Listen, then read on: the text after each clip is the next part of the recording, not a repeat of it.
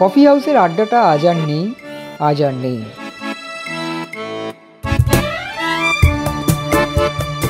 মান্না দে সেই বিখ্যাত কফি হাউসের আড্ডা গানের মতোই এই বাংলায় আজ নেই বহু ঐতিহ্যবাহী ঘর বাড়ি, যার সঙ্গে জড়িয়ে রয়েছে বাঙালির আবেগ, ঐতিহ্য, ভালোবাসা। একটু একটু করে ব্ল্যাক ডিজলভ হয়ে যাচ্ছে আমাদের অতীত। শ্যামবাজারের শ্যাম পার্কের ঠিক পাশেই সেনবাড়ি। হ্যাঁ, এই সেনবাড়ির সঙ্গেই কাঁধে কাঁধ মিলিয়ে মিত্র পরিবার এবং বসু পরিবার তৈরি করেছিল মোহনবাগান ক্লাব। বসুবাড়িতে জন্ম হলেও এটাই মোহনবাগানের আতুর ঘর। এখানেই শৈশব কৈশোর কেটেছে মোহনবাগানের।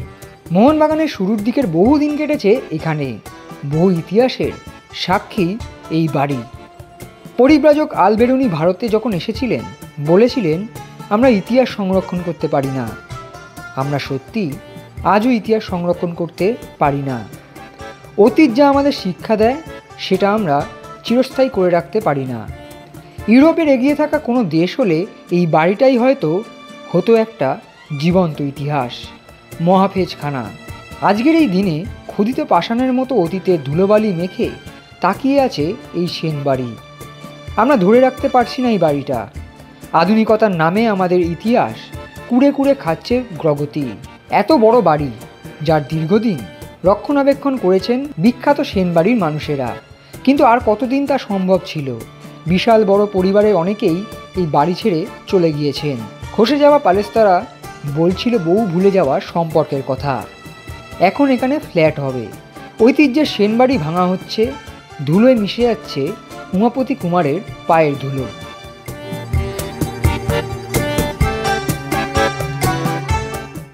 বৃহস্পতিবার মোহনবাগানের প্রাক্তন সচিব সৃঞ্জয় বোস এসেছিলেন এই সেনবাড়িতে। তার একটি আবেগঘন পোস্ট মুহূর্তে ভাইরাল হয়ে যায়। আমরাও আজ সেই বাড়ির করিডোর, বারান্দা, দরদালান, চৌকাঠ, কড়ি বর্গাগুলিকে ধরে রাখছিলাম বাকি অবশেষ। সেই বিখ্যাত বৈঠকখানা, আড্ডাস্থল। নতুনত্বের ছোঁয়া আসবে, ফ্ল্যাট তৈরি হবে এখানে, কিন্তু সেখানে কি খুঁজে পাওয়া যাবে মোহনবাগানের এক টুকরো ইতিহাস? হয়তো থাকবে না এই মাটি, এই আকাশ, কিন্তু থেকে যাবে এক শতাব্দীরও বেশি সময়ের সবুজ মেরুন ইতিহাস। যে বাড়িতেই একসময় মোহনবাগানের অফিস ঘর ছিল, যে বাড়িতে একসময় আড্ডা দিতেন উমাপতি কুমার, মান্না চুনিরা, সত্যিই কি মুছে যাবে সেই সব ইতিহাস?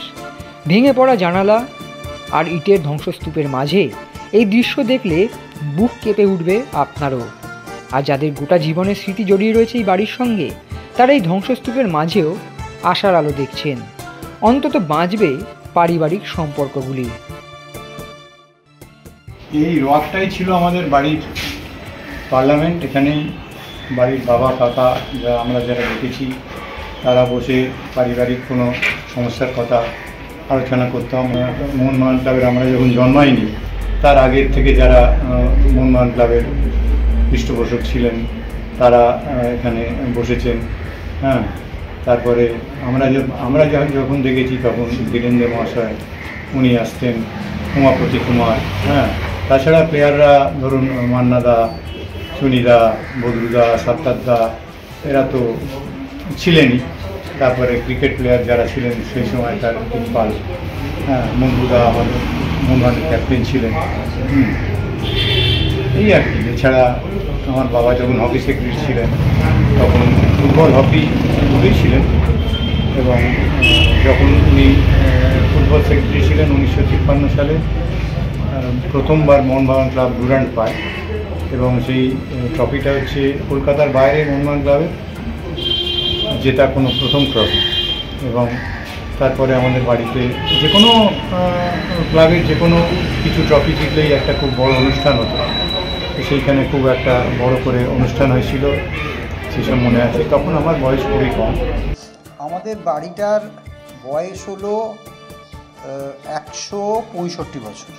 1860 সালের নভেম্বর মাসে এই বাড়ি ব্রহ্মনাথ সেন এবং ভবনাথ সেন আমাদের বাবাদের ঠাকুরদাদা, মানে ওনার বাবারও ঠাকুরদাদা, আমার বাবারও ঠাকুরদাদা, ওনারা কিনেছিল। তো 165 বছর তো কম নয়। এবং রবীন্দ্রনাথের একটা কবিতার লাইন আছে না, সপ্তপুরুষ যেথায় মানুষ সে মাটি সোনার বাড়া। তো আমাদের বাড়িও প্রায় 7 পুরুষ দেখতে চলছিল, 6 পুরুষ তো আমরা আছি এ বাড়িতে। সুতরাং সেদিক দিয়ে দেখতে গেলে এই বাড়িটার তো একটা ঐতিহাসিক মূল্য আছেই। আমিও দেখেছি যে আমাদের বাড়িতে একসময় 250 জনের সকালে রান্না হতো, রাত্রিরে 250 জনের রান্না হতো, কারণ বাড়ির লোক, আত্মীয় স্বজন, কাজের লোক সব মিলিয়ে প্রায় এত জনসংখ্যা ছিল। তো এখন সেই পরিপ্রেক্ষিতে দাঁড়িয়ে আজকে যখন বাড়ি ভাঙা হচ্ছে, তখন আমাদের বাড়িতে লোক ছিল মাত্র 15, 250 থেকে 15। এক্স্যাক্টলি। তাহলে ভাবুন, একটা 2 বিঘে জমি নিয়ে একটা বাড়ি, সেখানে যদি 15টা লোক থাকে, তাহলে সেই বাড়িটা রক্ষণাবেক্ষণ করা বা তার সিকিউরিটিটা কত শক্ত হয়ে যায়। বাড়িটার দিক দিয়ে খুব দুর্ভাগ্যজনক। কিন্তু আমরা যদি আমাদের সেনবাড়ির কালচারটাকে ধরে রাখতে পারি, ঐতিহ্যটাকে ধরে রাখতে পারি, তাহলেই তো ব্যাস, তাহলে তো সেনবাড়ি রইল। যেমন হাবিব কিন্তু স্পাইসি খাবার খেত না, হ্যাঁ, তো ওর জন্যে আলাদা রান্না হলো, আকবরের জন্য আলাদা রান্না হলো, এইভাবে প্রত্যেকের জন্য আলাদা আলাদা কেয়ার করে সেটা একটা 1976-এ খুব বড় হুজুগ হয়েছিল। সেইটাই বোধহয় শেষ আমাদের বাড়িতে খাওয়া দাওয়া মোহনবাগান ক্লাবকে নিয়ে। বোধহয় এর আগেও প্রচুর হতো, যেমন ছোটদা বললো ডুরান্ডের পর হয়েছিল।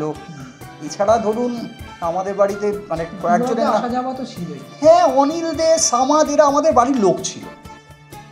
অনিল সাত্তার, সামাদ বলছি, সাত্তার,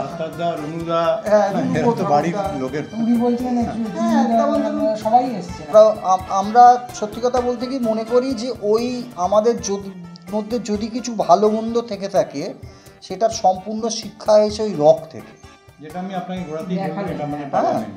তো আমাদের খুব ইচ্ছে আছে ওই রকের পেছনে দেখবেন খুব সুন্দর টাইলস আছে, ওই টাইলসগুলো আজকাল আর পাওয়া যায় না। ওই টাইলস বা ওই রকের একটু টুকরো আমাদের রাখার খুব ইচ্ছে আছে।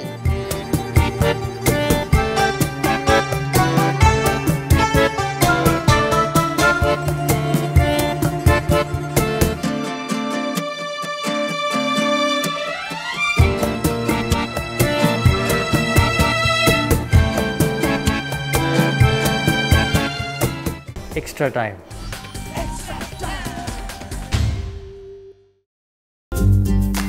লেটেস্ট নিউজ আর এক্সক্লুসিভ ভিডিওর সঙ্গে আপডেট থাকতে এখনই সাবস্ক্রাইব করুন আমাদের ইউটিউব চ্যানেল। বেল আইকনে ক্লিক করতে ভুলবেন না যেন।